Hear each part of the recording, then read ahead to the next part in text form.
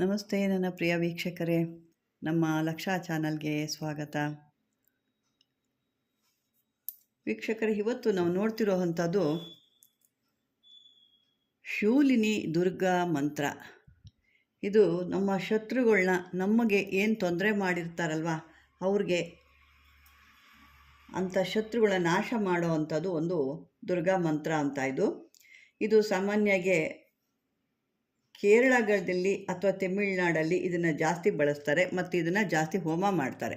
ಶತ್ರುಗಳು ಉಪಟಳ ಜಾಸ್ತಿ ಆಗಿದೆ ಅಂತ ಹೋದಾಗ ಅಲ್ಲಿ ಇದನ್ನು ಈ ಒಂದು ಹೋಮನ ಮಾಡ್ತಾರೆ. ಭಾಳ ಅದ್ಭುತವಾಗಿರುತ್ತೆ, ಭಾಳ ಬೇಗ ಫಲ ಸಿಗೋ ಅಂಥದ್ದು ಕೂಡ ಇದು. ಇಂಥದನ್ನ ನಮ್ಮ ಶತ್ರುಗಳು ತೊಂದರೆ ಕೊಡ್ತಾ ಇದ್ದಾರೆ, ನಾವು ಸುಮ್ಮನೆ ಇದ್ದರೂ ಸುಮ್ಮನೆ ಇರ್ಲಿಕ್ಕೆ ಬಿಡಲ್ಲ, ನಾವೇನೋ ಒಂದು ಮನೆ ಕಟ್ತಾ ಇದ್ದೀವಿ, ಆ ಮನೆ ಕಂಪ್ಲೀಟ್ ಮಾಡ್ಲಿಕ್ಕೆ ಆಗ್ತಾಯಿಲ್ಲ, ಏನೋ ಮನೆ ಹತ್ರ ತಂದು ಹಾಕೋದು, ಕುಂಕುಮ ಹಾಕೋದು, ನಿಂಬೆಹಣ್ಣು ಏನೇನೋ ಮಾಡ್ತಾ ಇದ್ದಾರೆ, ಈ ರೀತಿ ಎಲ್ಲ ತೊಂದರೆಗಳು.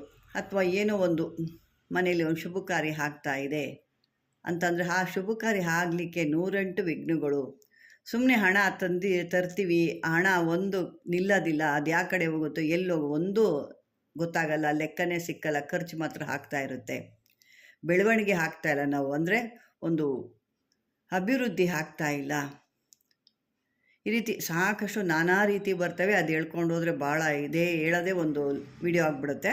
ಹಾಗಾಗಿ ನಿಮಗೆ ನಾನು ಇಂಥ ಒಂದು ಕಷ್ಟಗಳಿದ್ದಾಗ ನೀವು ಯಾವ ರೀತಿ ಅದನ್ನು ನೀವು ಪರಿಹಾರ ಮಾಡ್ಕೋಬೇಕು ಅನ್ನೋದು ನಾನು ಇವತ್ತು ಈ ಒಂದು ಶೂಲಿನಿ ದುರ್ಗಾ ಮಂತ್ರದಲ್ಲಿ ಹೇಳ್ತಾ ಇದ್ದೀನಿ. ಇದು ನೀವು ಮಾಡಿಕೊಳ್ಳುವಂಥ ದಿನ ಬಂದು ಅಷ್ಟಮಿ, ಗುರುವಾರ, ಭಾನುವಾರ, ಅಮಾವಾಸ್ಯೆ, ಹುಣ್ಣಿಮೆ ಅಥವಾ ಗ್ರಹಣ ಸಮಯದಲ್ಲಿ ಇದನ್ನು ಮಾಡ್ಬೋದು. ಈ ರೀತಿ ಮಾಡಿದಾಗ ಭಾಳ ಒಳ್ಳೆಯದಿದು. ಗ್ರಹಣದ ಸಮಯದಲ್ಲಿ ಮಾಡ್ತೀವಿ ಅಂದಾಗ ಮೊದಲು ನೀವು ಏನಪ್ಪ ಅಂದರೆ ಈ ಮಂತ್ರಗಳನ್ನ ಫಸ್ಟು ಸಿದ್ಧಿ ಮಾಡ್ಕೋಬೇಕು. ನೀವು ಅವತ್ತೇ ಸಿದ್ಧಿ ಮಾಡಿ ಅವತ್ತೇ ಕಾರ್ಯರೂಪಕ್ಕೆಲ್ಲ ತರಬಾರ್ದು. ಮೊದಲು ಏನು ಅಂದರೆ ಈ ಮಂತ್ರನ ಸರಾಗವಾಗಿ ಪಠಿಸೋ ಅಂತ ಬರಬೇಕು. ಈ ಮಂತ್ರಗಳು ಕೂಡ ಕೆಲವೊಂದನ್ನು ಹೇಳಬೇಕಾದ್ರೆ ಅಕಸ್ಮಾತ್ ಕೆಲವು ನೀವು ಎಲ್ಲರೂ ನೋಡಿರ್ಬೋದು, ಕೆಲವೊಂದು ಪೂಜಾರಿಗಳು ಅಂತಂದರೆ ಹೇಳ್ತೀವಲ್ಲ, ಅವರು ಏನೋ ಮನೆಗೆ ಹೋಮ ಮಾಡಿ ಏನೋ ಬಂದಾಗ ಒಂದು ಮಂತ್ರ ಕೊನೆಯಲ್ಲಿ ಪಟ್ ಅಂತ ಹೇಳಿದಾಗ ಕೆಲವರು ಬೆಚ್ಚಿ ಬೀಳ್ತಾರೆ. ಆ ರೀತಿ ಇರಬೇಕು. ಆ ರೀತಿ ಇದ್ದಾಗಲೇ ಅಲ್ಲಿ ಒಂದು ಇರೋವಂಥ ನೆಗೆಟಿವ್ ಅಥವಾ ಏನು ಅಶಕ್ತಿಗಳು ಕೆಟ್ಟದು ಹೋಗೋ ಅಂಥದ್ದು. ಕೆಲವರು ಅದನ್ನು ಸುಮ್ಮನೆ ಏನೋ ಒಂದು ಆ ಪದ್ಯ ಹೇಳ್ದಂಗೆ ಹೇಳ್ತಾರೆ. ಆ ರೀತಿ ಅಲ್ಲ, ಎಲ್ಲೆಲ್ಲಿ ಯಾವ್ದ್ಯಾವ್ದು ಬರುತ್ತೋ ಅಲ್ಲಲ್ಲಿ ಆ ಒಂದು ಉಚ್ಚ ಸ್ವರಗಳನ್ನ ಕೊಡಬೇಕಾಗುತ್ತೆ. ಕೆಲವು ಕಮ್ಮಿಯಾಗಿ ಸ್ವರ ಕಮ್ಮಿ ಮಾಡಬೇಕಾಗುತ್ತೆ, ಕೆಲವೊಂದು ಉಚ್ಚ ಸ್ವರದಲ್ಲಿ ಹೇಳಬೇಕಾಗುತ್ತೆ. ಆ ರೀತಿ ಹೇಳಿದಾಗಲೇ ಅವಕ್ಕೆ ಫಲ ಸಿಗುತ್ತೆ. ಮತ್ತು ಈ ಒಂದು ಶತ್ರು ನಾಶ ಮಾಡೋಕ್ಕೆಲ್ಲ ಉಚ್ಚ ಸ್ವರದಲ್ಲೇ ಹೇಳಬೇಕು ಇವನ್ನ. ಕೆಲವೊಂದು ನಾನು ಕೊನೆಯದಾಗ ಅದು ಹೇಳ್ತೀನಿ ಹಾಗೆ ಹೇಳಬೇಕು ಅಂತ ಅಂದ್ಬಿಟ್ಟು ಇದನ್ನು ಹೇಳಿದ್ನಲ್ಲ, ಈ ರೀತಿಯಾಗಿ ಒಂದು ವಾರಗಳಲ್ಲಿ ಇಂಥ ಒಂದು ದಿನಗಳಲ್ಲಿ ನೀವು ಅದನ್ನು ಮಂತ್ರಗಳನ್ನ ಸಿದ್ಧಿ ಮಾಡಿಕೊಂಡ್ರೆ ಭಾಳ ಒಳ್ಳೆಯದು. ಇದು ಸಿದ್ಧಿ ಮಾಡಿಕೊಂಡಾಗ ಭಾಳ ಕೆಲ್ಸಕ್ಕೆ ಬರುತ್ತೆ. ಇದನ್ನು ಮಾಮೂಲಿಯಾಗಿ ನಿಮಗೆ ಗೊತ್ತಿರುತ್ತೆ, ಯಾವ ದಿಕ್ಕು ದೆಸೆ ಅಂತೆಲ್ಲ ಕೇಳ್ತೀರಾ, ಅದು ಕೂಡ ನಾನು ಹೇಳ್ತೀನಿ. ಇದು ಶತ್ರುನಾಶ ಆಗಿರೋದ್ರಿಂದ ದಕ್ಷಿಣ ದಿಕ್ಕಿಗೆ ಅಥವಾ ಪಶ್ಚಿಮ ದಿಕ್ಕಿಗೆ ನೀವು ಮುಖ ಮಾಡಿ ಕೂತ್ಕೋಬೇಕು. ಆ ಕಡೆ ಮುಖ ಮಾಡಿ ಕೂತ್ಕೋಬೋದು. ಇದನ್ನು ಮಾಡುವಂಥ ಸಮಯ ಏನಿದ್ರು ರಾತ್ರಿಯಲ್ಲಿ, ಅಂದರೆ 8 ಗಂಟೆ ಮೇಲೆ, 9, 10 ಗಂಟೆ, 12 ಗಂಟೆ ತನಕ ಕೂಡ ನಿಮ್ಮ ಯಾವಾಗಾದ್ರೂ ಮಾಡ್ಕೋಬೋದು. 3:30 ತನಕನೂ ಇದನ್ನು ಮಾಡ್ಬೋದು, ಮಧ್ಯರಾತ್ರಿ ಅಲ್ಲಿ ತನಕನೂ ಇದನ್ನು ಮಾಡ್ಬೋದು ನಿಮ್ಮ ಶಕ್ತಾನುಸಾರ. ಮತ್ತು ಇದು ನೀರಲ್ಲಿ, ಈ ಒಂದು ಗ್ರಹಣ ಸಮಯದಲ್ಲಿ ನೀರಲ್ಲಿ ನಿಂತು ಮಾಡಿದಾಗ ಕೂಡ ಭಾಳ ಅದ್ಭುತವಾಗಿ ಕೆಲಸ ಮಾಡುತ್ತೆ. ಇದು ಇಷ್ಟು ಸಾರಿ, ಇಷ್ಟು ಸಾವಿರ ಅಂತೆಲ್ಲ ಏನೂ ಇಲ್ಲ. ಇದಕ್ಕೆ ನಿಮಗೆ ಎಷ್ಟು ಶಕ್ತಿ ಇರುತ್ತೋ ಅಷ್ಟು ತನಕನೂ ಹೇಳ್ಬೋದು. ಇದನ್ನು 108 ಹೇಳ್ಬೋದು, ಅಥವಾ 1008 ಹೇಳ್ಬೋದು, ಅಥವಾ 1,00,000 ಹೇಳ್ಬೋದು. ಯಾವತ್ತು ಈ ಮಂತ್ರಗಳಿಗೆ ಇಷ್ಟೇ ಇದಕ್ಕೆ ಅಂತ ಹೇಳೋದು ಯಾವುದೂ ಇಲ್ಲ. ಅದು ನೀವು ಹೇಳ್ದಂಗಿಲ್ಲ, ಅದಕ್ಕೇನಾಗುತ್ತೆ, ಜಾಸ್ತಿ ಶಕ್ತಿ ಬರ್ತಾ ಇರುತ್ತೆ. ಮಂತ್ರ ಹೇಳಿದಷ್ಟು ಅದಕ್ಕೂ ಶಕ್ತಿ ಬರುತ್ತೆ, ನಿಮ್ಮ ನಾಲ್ಗೆಗೂ ಶಕ್ತಿ ಬರುತ್ತೆ, ನಿಮ್ಮ ದೇಹಕ್ಕೂ ಒಂದು ಪವರ್ ಬರುತ್ತೆ. ಅಂದರೆ ಆ ಶಕ್ತಿ ಅನ್ನೋದು ಒಂದು ಬರುತ್ತೆ. ಹಂಗಾಗಿ ಈ ರೀತಿ ಒಂದು ಹೇಳ್ಕೊಳ್ಳಿ. ಈ ಮಂತ್ರ ನೋಡೋಣ ಈಗ ಏನು ಅಂತ. ಓಂ ನಮೋ ಶೂಲಿನಿ ದೇವತಾಯ ಮಹಾದುರ್ಗಾ ಸ್ವರೂಪಾಯ ಮಹಾಕಾಳಿ ಮಹಾಶಕ್ತಿ ಸ್ವರೂಪಾಯ ಓಂ ಹ್ರಾಂ ಹ್ರೀಂ ಕ್ಲೀಂ ಕ್ಲೀಂ ಕ್ಲೂಂ ಕ್ಲೂಂ ಸಕಲ ಭಯ ನಿವಾರಣಾಯ ಸಕಲ ಭೂತ ಉಚ್ಚಾಂಟಾಯ ಮಮ ಶತ್ರು ನಾಶಯ ಹ ಫಟ್ ಸ್ವಾಹ. ಈ ರೀತಿ ಹೇಳಬೇಕಾದ್ರೆ ಇನ್ನೂ ಜೋರಾಗಿ ಹೇಳಬೇಕು, ನಾನು ಇಲ್ಲಿ ಮೀಡಿಯಮಾಗಿ ಹೇಳ್ತಾ ಇದ್ದೀನಿ. ಈ ರೀತಿ ಹೇಳಿದಾಗ ಅದು ಒಂದು ಇದನ್ನು ಬೇಕಾದ್ರೆ ಹೇಳ್ಕೊಂಡು ನೀವು ಹೋಮ ಕೂಡ ಮಾಡ್ಬೋದು. ಯಾವುದೇ ರೀತಿಯಲ್ಲಿ ಹೇಳ್ಕೊಂಡು ನಿಮಗೆ ಶತ್ರುನಾಶಕ್ಕೆ ಯಾವುದು ಬರುತ್ತೋ ಅದು ಮುಂದಿನ ಒಂದು ವಿಡಿಯೋದಲ್ಲಿ ಬೇಕಾದ್ರೆ ನಾನು ಕೊಡ್ತೀನಿ. ಯಾವ್ಯಾವ ರೀತಿ ಹೋಮದಲ್ಲಿ ಏನು ಹಾಕಿ ಈ ರೀತಿ ಶತ್ರುನ ಉಚ್ಚಾಟನೆ ಮಾಡ್ಬೋದು ಕೂಡ ಅನ್ನೋದು ಕೂಡ ಹೇಳ್ತೀನಿ. ಅದನ್ನು ಹೇಳ್ಕೊಂಡು ಕೂಡ ಇದನ್ನು ನೀವು ಹೋಮ ಮಾಡಿದಾಗ ಶತ್ರು ಕೂಡ ನಾಶ ಆಗುತ್ತೆ. ಈ ರೀತಿ ಮಾಡ್ಬೋದು. ಮತ್ತೊಂದು ಏನಪ್ಪ ಅಂತಂದರೆ, ನೀವು ಅವರ ಒಂದು ಚಿತ್ರ ತೊಗೋಬೇಕು. ಅವ್ರದ್ದೊಂದು ಚಿತ್ರ ತೊಗೊಂಡ್ರೆ ನಿಮ್ಮ ಶತ್ರುದೊಂದು ಚಿತ್ರ ತೊಗೋಬೇಕು. ಆ ಚಿತ್ರನ ಕೈಯಲ್ಲಿ ಇಟ್ಕೊಂಡು, ಅಂದರೆ ಸಿದ್ಧಿ ಆದಮೇಲೆ ನಾನು ಹೇಳ್ತಿರೋದು, ಈ ಒಂದು ಮಂತ್ರ ಏನಿದೆಯಲ್ವಾ, ಆ ಮಂತ್ರ ಚೆನ್ನಾಗಿ ನಿಮಗೆ ಸಿದ್ಧಿ ಆಗಿ, ನಾನು ಹೇಳಿದ್ನೆಲ್ಲ ಎಲ್ಲೆಲ್ಲಿ ಯಾವ ಅಕ್ಷರ ಯಾವ ರೀತಿ ಹೇಳಬೇಕು ಅಂತ ಆ ರೀತಿ ಹೇಳಿದಾಗ, ತದನಂತರ ಕಾರ್ಯರೂಪಕ್ಕೆ ಯಾವಾಗ ಮಾಡ್ತಿರೋ ಅಂಥ ಕಾರ್ಯರೂಪಕ್ಕೆ ಮಾಡಬೇಕಾದ್ರೆ ನೀವು ಒಂದು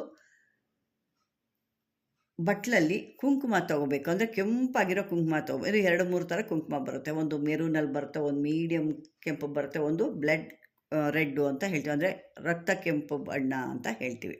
ಅಂಥ ಕೆಂಪು ಬಣ್ಣದ್ದು ಕುಂಕುಮ ತೊಗೋಬೇಕು. ಒಂದು ಸ್ವಲ್ಪ ನಿಮಗೆ ಎಷ್ಟು ಬೇಕಾಗುತ್ತೋ ಅಷ್ಟು ಮಾತ್ರ ತೊಗೋಬೇಕಾಗುತ್ತೆ. ತೊಗೊಂಡು ಆ ಒಂದು ಭಾವಚಿತ್ರ ಅವ್ರದ್ದೇನು ಒಂದು ಫೋಟೋ ಇಟ್ಕೊಂಡಿರ್ತಲ್ವ, ಅದನ್ನು ಹೇಳ್ಕೊಂಡು ಈ ಮಂತ್ರನ ಹೇಳ್ಕೊಂಡು, ನಿಮಗೆ ಅವ್ರಿಗೆ ಏನು ಆಗಬೇಕು, ನಿಮಗೇನು ತೊಂದರೆ ಕೊಟ್ಟಿದ್ದಾರೆ, ನಿಮಗೆ ಏನು ಆಗಬೇಕು ಅನ್ನೋದು ನೀವೊಂದು ಕಲ್ಪನೆ ಮಾಡ್ಕೋಬೇಕು. ಯಾವ ರೀತಿ ಇವ್ರಿಗೆ ನೀವು ಹಿಂಸೆ ಕೊಡ್ತೀರಾ, ಅಥವಾ ನಿಮಗೇನು ಹಿಂಸೆನೇ ಬೇಡ, ಅಥವಾ ನಮಗೆ ಅವರಿಂದ ಬಿಡುಗಡೆ ಸಿಕ್ಕರೆ ಸಾಕು, ಅಥವಾ ಅವರು ನಮ್ಮ ಸುದ್ದಿಗೆ ಅವ್ರು ಬರೆದಿದ್ರೆ ಸಾಕು, ಇದು ಕೂಡ ನೀವು ಕೇಳ್ಕೊಬೋದು. ಏನು ಏಟೇ ಹೊಡಿಬೇಕು ಅನ್ನೋದಿಲ್ಲ. ನಿಮಗೆ ಒಳ್ಳೆ ಮನಸ್ಸಲ್ಲಿ ಇತ್ತು ಅಂದರೆ ಇದನ್ನು ಈ ರೀತಿ ಕೂಡ ಹೇಳ್ಬೋದು. ಅಯ್ಯೋ ನಮ್ಗೆ ಅವ್ರಿಗೇನು ತೊಂದರೆ ಆಗೋದು ಬೇಡ, ಏನು ಆಗೋದು ಬೇಡಪ್ಪ, ನಮಗೆ ಅವರಿಂದ ಆಗಿರೋ ಕಷ್ಟ ದೂರ ಆದರೆ ನಮಗೆ ಸಾಕು, ಇಷ್ಟು ಕೂಡ ನೀವು ಹೇಳ್ಕೊಬೋದು.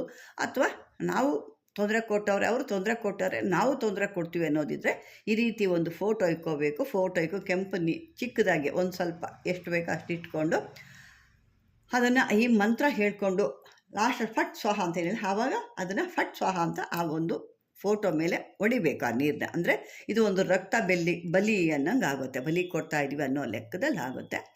ಆ ರೀತಿ ಹಾಕ್ತಾ ಇದ್ದಾಗ ನಿಮಗೆ 108 ಸಾರಿ ಹೇಳಿದಾಗಲೂ 108 ಸರಿ ಕೂಡ ಲಾಸ್ಟ್ದಾಗ ಏನು ಹೇಳ್ತೀರಾ ಫಟ್ ಸ್ವಾಹ ಅನ್ನೋ ಥರ ಅದನ್ನು ಅದ್ರ ಮೇಲೆ ಹೊಡಿಬೇಕು. ಅಂದರೆ ನೀರನ್ನ ಎತ್ತಿ ನಾವು ಒಂದು ಮುಖಕ್ಕೆ ಹೊಡಿತೀವಲ್ವ, ಆ ರೀತಿ ಅದನ್ನು ಹೊಡೆದಾಗ ಅದು ಬೇಗ ಎಫೆಕ್ಟ್ ಆಗುತ್ತೆ. ಇನ್ನೂ ಒಂದು ಮಾಡ್ಬೋದು, ನಿಮಗಿನ್ನೂ ಸಾಕಷ್ಟು ತೊಂದರೆ ಇದೆ ಅನ್ನೋದಿದ್ರೆ ಇದನ್ನು ಒಂದು ಅವ್ರದ್ದು ಬಟ್ಟೆನೋ ಅಥವಾ ಅವ್ರದ್ದು ಏನಾದರೂ ಒಂದು ವಸ್ತು ಸಿಕ್ಕಿದೆ ಅಂದಾಗ ಅದರಿಂದ ಒಂದು ಗೊಂಬೆ ರೀತಿ ತಯಾರು ಮಾಡಿ ಅದ್ರ ಒಳಗಡೆ ಈ ಒಂದು ಫೋಟೋ ಏನು ಹೇಳಿದೆಯಲ್ಲ, ಆ ಫೋಟೋ ತೊಗೊಂಡು ಆ ಫೋಟೋದಲ್ಲಿ ಏನಾಗಬೇಕು ಅಂತ ಬರೆದುಬಿಟ್ಟು ಅದರೊಳಗಡೆ ಹೀಗೆ ಎತ್ಕೊಂಡೋಗಿ ನೀವು ಅದನ್ನು ಮಶಾಣದಲ್ಲಿ ಹೂತು ಬಂದರೂ ಕೂಡ ಬೇಗ ಕೆಲಸ ಆಗುತ್ತೆ. ಮತ್ತು ಇನ್ನೂ ಒಂದು ಯಾವುದೋ ಒಂದು ಶತ್ರುತ್ವಗೋ ಏನೋ ಕೋಪಕ್ಕೋ ಅಥವಾ ಅವರು ಹಾಳಾಗೋಗ್ಲಿ ಅಂತ ಇದನ್ನೆಲ್ಲ ಮಾಡಿದಾಗ ತೊಂದರೆ ಅದು ನೀವು ಅನುಭವಿಸ್ತೀರಾ. ಯಾಕೆಂದರೆ ಶೂಲಿನಿ ದುರ್ಗೆ ಅಂದರೆ ಇವಳು ನ್ಯಾಯ ಧರ್ಮ ನೋಡ್ತಾಳೆ, ಶೂಲ್ಯ ಇರೋದ್ರಿಂದ ಅವಳು ಶೂಲಿನಿ ದುರ್ಗೆ ಅಂತ ಕೂಡ ಅವಳು ಹೇಳ್ತಾರೆ. ಸಾಕಷ್ಟು ಈ ಅಮ್ಮಂದು ಭಾಳ ಸ್ಟೋರಿ ಇದೆ, ನಾನು ಹೇಳ್ತಾ ಮುಂದೂ ಒಂದು ವಿಡಿಯೋದಲ್ಲಿ ಹೇಳ್ತಾ ಬರ್ತೀನಿ ಸಮಯ ಸಿಕ್ಕಾಗ. ಈಗ ಅನ್ಯಾಯವಾಗಿ ಬೇರೆಯವ್ರಿಗೆ ಏನೋ ತೊಂದರೆ ಮಾಡಬೇಕು ಅಂದ್ಕೊಂಡು ನೀವು ಹೋದ್ರಿ ಅಂದರೆ ಆ ತೊಂದರೆ ನಿಮಗೆ ಹೊಡೆಯುತ್ತೆ. ಅದ್ರಂಗೆ ಆ ರೀತಿ ಮಾಡೋಕ್ಕೆ ಹೋಗ್ಬಿಡಿ. ನಿಮಗೆ ತೊಂದರೆ ಕೊಟ್ಟಿದ್ದಾರೆ, ಅನುಭವಿಸಿದ್ದೀವಿ ನಾವು ಅನ್ನೋದಿದ್ರೆ ಮಾತ್ರ ಇದನ್ನು ಪ್ರಯೋಗ ಮಾಡಿ. ಅಥವಾ ನಿಮಗೆ ಆ ರೀತಿಯೂ ಬೇಡ, ನಮಗೆ ಅವ್ರ ಕರ್ಮಕ್ಕೆ ಅವ್ರು ಹೋಗಿ ನಮಗೆ ಒಳ್ಳೆಯದ್ರ ಸಾಕು ಅಂದರೂ ಕೂಡ ಈ ರೀತಿ ಕೂಡ ಮಾಡ್ಕೊಬೋದು. ನೀವು ಎರಡೂ ರೀತಿಲೂ ಇದೆ. ಈ ರೀತಿ ಮಾಡಿಕೊಂಡು ನಿಮ್ಮ ಕಷ್ಟಗಳನ್ನ ಪರಿಹಾರ ಮಾಡ್ಕೊಳ್ಳಿ.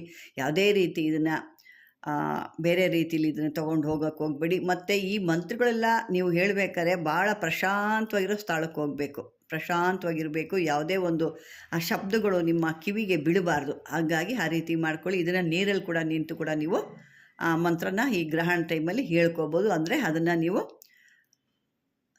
ಸ್ತಂಭನೆ ಮಾಡ್ಕೋಬೇಕು. ಸುತ್ತಮುತ್ತ ನಿಮಗೆ ಯಾವುದು ತೊಂದರೆ ಆಗದೆ ಸ್ತಂಭನೆ ಮಾಡ್ಕೊಂಡು ನಿಂತ್ಕೊಂಡು ಹೇಳಿ ನೋಡಿಕೊಂಡು ಮಾಡಿ ಅಂತ ಹೇಳ್ತೀನಿ. ಏಕೆ ಈ ಒಂದು ಆದರೆ ನಾನು ಕೂಡ ಇದನ್ನು ಡಿಸ್ಕ್ರಿಪ್ಷನ್ ಕೂಡ ಈ ಮಂತ್ರ ಆದರೆ ಹಾಕ್ತೀನಿ. ಯಾಕೆಂದರೆ ಕೆಲವೊಂದು ನಾನು ಮಾಡಿದಾಗ ಟೈಪಿಂಗ್ಗಳು ತಪ್ಪು ಬರ್ತವೆ. ಕಳೆದ ವಿಡಿಯೋದಲ್ಲಿ ಒಬ್ರು ಹೇಳಿದರು ಅಕ್ಷರ ಕಾಣ್ತಾ ಇಲ್ಲ ಅಂತ ಅಂದ್ಬಿಟ್ಟು. ಹಾಗಾಗಿ ನಾನು ಒಂದೊಂದು ಅಕ್ಷರ ಮಿಸ್ ಆಗಿತ್ತಲ್ಲ, ಹೌದು ನಾನು ಚೆಕ್ ಮಾಡಿದೆ, ಒಂದೊಂದು ಅಕ್ಷರ ಮಿಸ್ ಆಗಿತ್ತು. ಮುಂದಿನ ವಿಡಿಯೋದಲ್ಲಿ ಖಂಡಿತ ಆ ಒಂದು ಮಂತ್ರನ ಮತ್ತೊಮ್ಮೆ ನಾನು ಕೊಡ್ತೀನಿ ಅಂತ ಹೇಳ್ತಾ ಈ ಒಂದು ವಿಡಿಯೋ ನಿಮ್ಗೆ ಇಷ್ಟವಾಗಿದೆ ಅಂದ್ಕೊಂಡಿದ್ದೀನಿ. ಇಷ್ಟವಾದರೆ ಲೈಕ್ ಮಾಡಿ, ಶೇರ್ ಮಾಡಿ, ಆದಷ್ಟು ಸಬ್ಸ್ಕ್ರೈಬರ್ ಮಾಡ್ಕೊಳ್ಳಿ ಅಂತ ಹೇಳ್ತಾ ವೀಕ್ಷಕರೇ ಧನ್ಯವಾದಗಳು.